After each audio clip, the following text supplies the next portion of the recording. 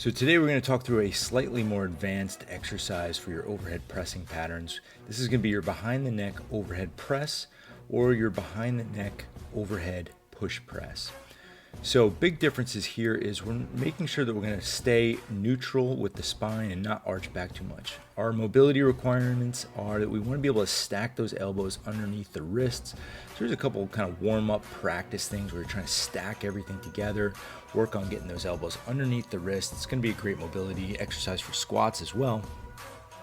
And we're just going to try to keep on driving those elbows forward and try to keep the torso in a neutral position. Once you get a couple of those, you can start pressing up overhead, and then you can start grooving that overhead push press too. Just try to get the timing down where you dip the knees and drive the legs up overhead. Drive the arms up overhead.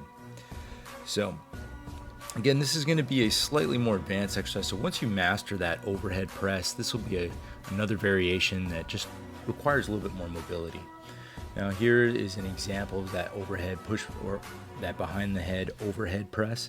We're looking on driving those elbows underneath the wrists and being able to press up and back. So again, one of the reasons why I like this over versus like a typical overhead press is sometimes your overhead press requires you to arch back a little bit and obviously lever at the butt.